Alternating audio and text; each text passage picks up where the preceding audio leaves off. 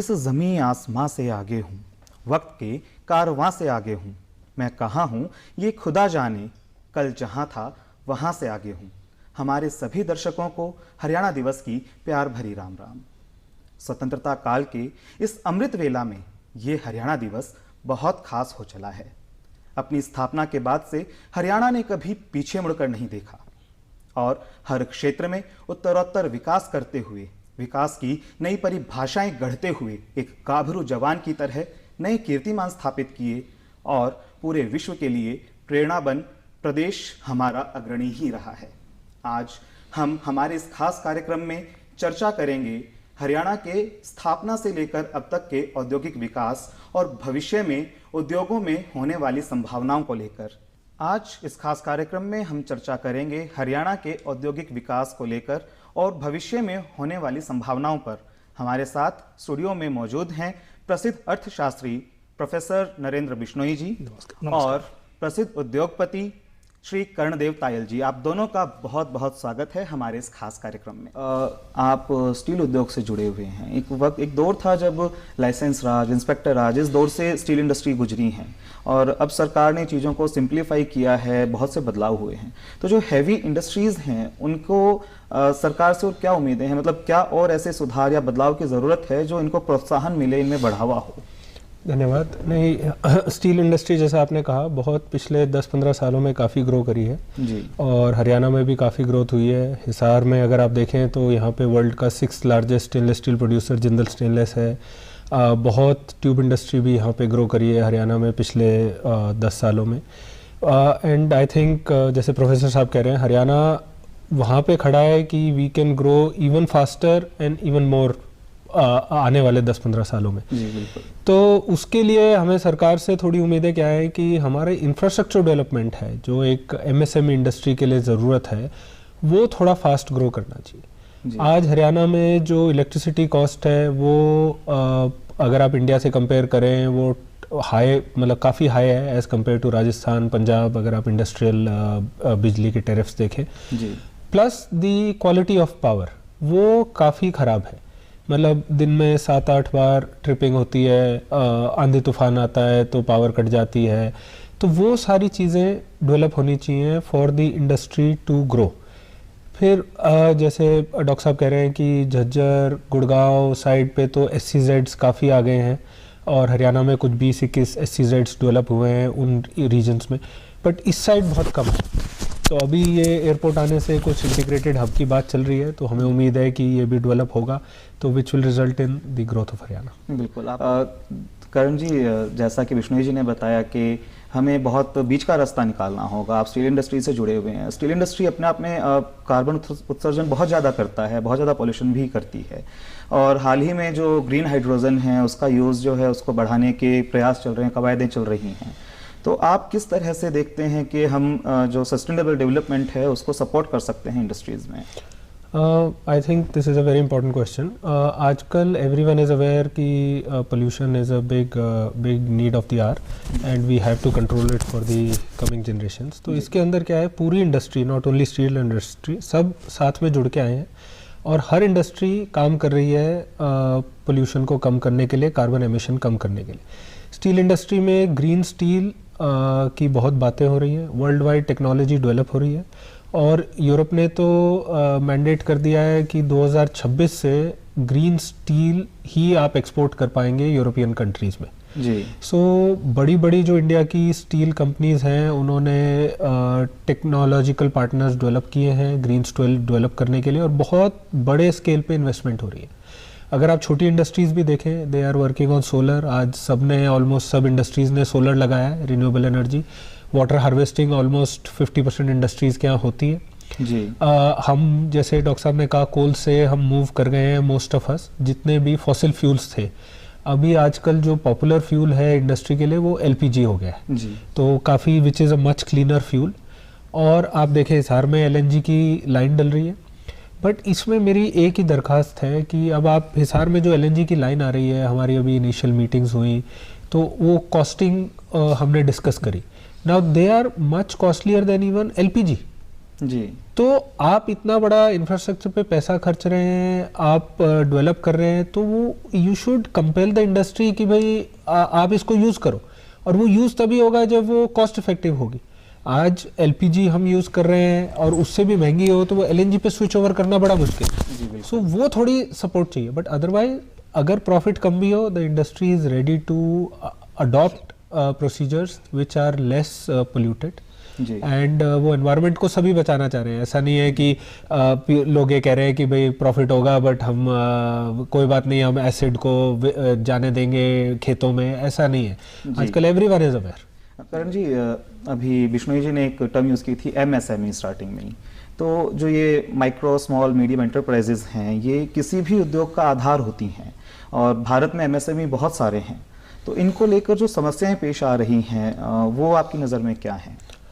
देखिए, मेरे ख्याल से पिछले 5-10 सालों में एमएसएमईज़ ने काफ़ी कंट्रीब्यूट किया है इंडियन इकोनॉमी को, और हरियाणा में स्पेसिफिकली काफ़ी डेवलपमेंट हुई है एमएसएमईज़ में।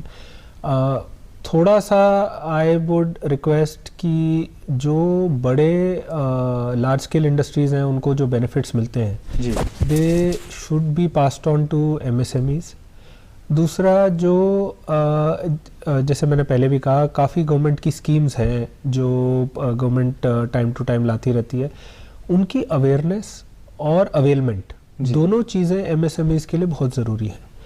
आई थिंक मतलब I should congratulate the government कि कोविड में I think Haryana did wonderfully well, specially industry को लेके अगर आप देखें तो डिसरप्शंस बहुत कम थी कंपेयर टू अदर स्टेट्स। जी बिल्कुल। और इंडस्ट्री सर्वाइव भी करी, most of the industries. But ये स्कीम्स की मैं देखता हूँ कि अवेलमेंट बहुत कम है, और government does the effort, but वो या तो अवेयरनेस नहीं है और या इतने उसमें सॉर्ट ऑफ टेक्निकल रिक्वायरमेंट्स हैं कि वो एमएसएमई अवेल नहीं कर पाता है। तो वो थोड़ी गवर्नमेंट अगर ईज ऑफ करे तो MSMEs can do much better and grow into bigger industries. Hisar जो है, यहाँ स्टील प्लांट्स हैं, आप खुद स्टील प्लांट्स में हैं, तो हम अपनी जो ज़रूरत का है बहुत सारा स्टील जो है इंपोर्ट करते हैं। तो इसके लिए हमें क्या प्रयास करने चाहिए कि हम अपने घर में ही अपनी ज़रूरत की जो चीज़ें हैं उन्हें बना सकें, और बल्कि उस लेवल तक आएँ कि हम बाहर भी उन चीज़ों को भेज सकें?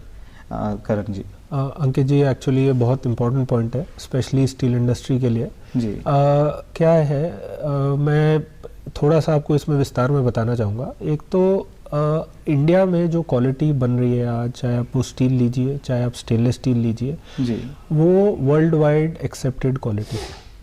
हम बहुत अच्छी क्वालिटी बनाते हैं, हमारे यहाँ बहुत अच्छी इंडस्ट्रीज़ हैं, हमारा मटेरियल एक्सपोर्ट हो सकता है without any problems. And after covid तो it is preferred against the cheaper Chinese material world wide.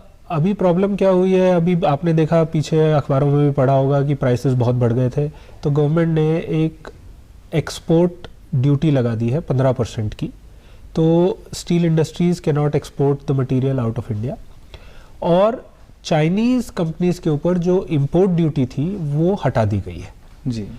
I am sure government के अपने रीजंस रहे होंगे ये सब करने के, बट उससे क्या हुआ है कि चाइनीज़ जो चीप स्टील है वो काफ़ी इंडिया में इनफ्लो हो गया है जी। और वो कुछ स्टील सब स्टैंडर्ड भी है, वो वेरियस मैल प्रैक्टिसेस के थ्रू भी आता है, मिस डिक्लेयर होता है, काफ़ी चीज़ें हैं, और जिसकी हम लोगों ने काफ़ी रिप्रेजेंटेशन स्टील मिनिस्ट्री में हम टाइम टू टाइम देते रहते हैं, दे आर ऑल्सो अवेयर। तो वो उन चीज़ों पे अगर गवर्नमेंट देखे तो इंडिया में इनफ कैपेसिटी है, इनफ क्वालिटी है कि हम ये स्टील यहीं बना सकें, यहीं अपने प्रोडक्ट्स बनाएं और उनको एक्सपोर्ट कर सकें। आज अगर आप बर्तन इंडस्ट्री देखें, स्टेनलेस स्टील के जो बर्तन बनते हैं जी, India would be one of the largest exporters. मतलब अगर आप चाइना को छोड़ दें तो India would be very large exporter to Europe as well as US. मतलब ये सोनीपत में बहुत इंडस्ट्री है, पानीपत में बहुत इंडस्ट्री है, और बहुत हाई क्वालिटी यूटेंसिल्स एक्सपोर्ट होते हैं जी। सो ये industry has lot of potential and it can grow with just a little more support। जी बिल्कुल। देखिए, इसमें मैं एक छोटी सी बात ऐड कर दूं। जी, जो आप तो बिल्कुल प्रैक्टिकल बात बता रहे हैं, जो कंसेप्ट के लेवल पे, थ्योरी के लेवल पे, जो जनरल अंडरस्टैंडिंग के लेवल पे देखते हैं, वो ये है कि government policy should be predictable, long term, certain. जी। उसमें गवर्नमेंट की पॉलिसी में आप ऐसे समझें कि भाई थोड़ी महंगाई बढ़ गई तो कुछ और पॉलिसी है, थोड़ी आसानी हो गई तो कुछ और पॉलिसी है। इनसे आप मान के चले इंडस्ट्री को लॉन्ग रन नुकसान होता। जी। तो इतनी सी बात है कि भाई आप जो भी पॉलिसी पर रहें तो ऐसा हो कि कम से कम 5 साल 8 साल 10 साल की कोई पॉलिसी हो, तो तभी इंडस्ट्री प्रॉपर प्लानिंग करके एक्सपोर्ट की बात सोच पाएगी। क्योंकि जैसे एक्सपोर्ट करने की तैयारी की, एक्सपोर्ट के बाद में शुरू में तो खर्चा भी बहुत होता है, मेहनत भी लगती है, आपको नए मार्केट डेवलप करने पड़ते हैं। The moment markets are developed, आपने उसको कहा कि भाई अभी किसी वजह से हम रोक देते हैं। तो ये थोड़ी सी इंडिया में देखिए, इसकी वजह मैं बता दूं आपको, ये है कि जब महंगाई बढ़ती तो सरकार को लगता है कि भाई देश में एक्सपोर्ट करेंगे तो महंगाई ज़्यादा हो जाएगी, तो सस्ता इंपोर्ट कर लो। ये स्टैंडर्ड तरीके होते हैं महंगाई को रोकने के। जी। तो यहाँ तक तो गवर्नमेंट की बात बिल्कुल ठीक है कि महंगाई को रोकने के लिए ये सब कदम उठाए जाते हैं, लेकिन ये कदम उठाते समय ये भी ध्यान रखना चाहिए कि इंडस्ट्री की लॉन्ग रन जो प्लानिंग थी उसका कोई एडवर्स नुकसान ना हो जाए। ये बहुत वैलिड पॉइंट है, क्योंकि जैसे प्रोफेसर साहब ने कहा, इट टेक्स, ऐसा नहीं होता कि आज मैंने फैक्ट्री लगाई और 6 महीने में मैं एक्सपोर्ट करने लगूँ। एक्सपोर्ट करने का it's 5 year 7 year 10 year footprint होता है, क्योंकि आप यूरोप एक्सपोर्ट कर रहे हो तो उनकी जो टेक्निकल पैरामीटर्स हैं वो बहुत अलग हैं। तो आपको उस हिसाब से कैपिटल इन्वेस्टमेंट करनी पड़ती है, मशीनरी डेवलप करनी पड़ती है, क्वालिटी डेवलप करनी पड़ती है, फिर जाके मार्केट करना पड़ता है, फिर रिलेशनशिप डेवलप करने पड़ते हैं। तो इट्स अ लॉन्ग प्रोसेस। और कोई भी आपका कस्टमर जो फॉरेन कंट्री में है, ही विल नॉट वेट। आज आप ये नहीं कह सकते उसको कि जी आज ड्यूटी लग गई है, आप 3 महीने इंतजार करो, जब ड्यूटी हट जाएगी तो, क्योंकि उसको भी अपनी फैक्ट्री चलानी है, तो वो चाइना से इंपोर्ट करेगा, वो कहीं और से इंपोर्ट करेगा, तो फिर वो हार्म होता है इंडस्ट्री। जी बिल्कुल। मैं आपसे बस चलते चलते एक सवाल आखिरी ये पूछना चाहूँगा आप दोनों से ही कि आज से 2 दशक बाद 3 दशक बाद हरियाणा का जो उद्योग है उसमें जो उसकी ज़रूरतें हैं उसको आप कहाँ देखते हैं? उद्योग का विकास कहाँ तक आपको नज़र आता है? क्या स्थितियाँ होंगी?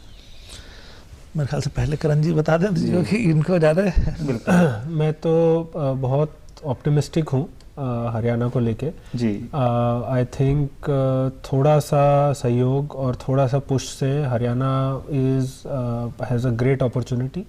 और आज बिल्कुल हम उस पे खड़े हैं कस्प पे कि we can be the most leading state in India.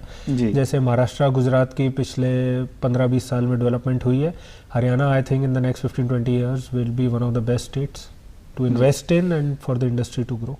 बहुत बेहतरीन जानकारी आपने साझा की और हमारे लिए एक बहुत ही गर्व का विषय है कि हरियाणा जो है वो देश के अग्रणी प्रदेशों में शुमार होता जा रहा है। पर कैपिटा इनकम हो या विकास की रफ्तार हो, सब में हम बहुत बेहतरीन कर रहे हैं।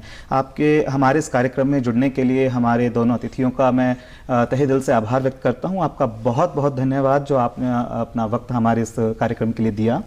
और मेरे सभी दर्शकों को एक बार फिर से हार्दिक शुभकामनाएं हरियाणा दिवस की। आप सब स्वस्थ रहें और आप दोनों का बहुत बहुत आभार। नमस्कार। नमस्कार।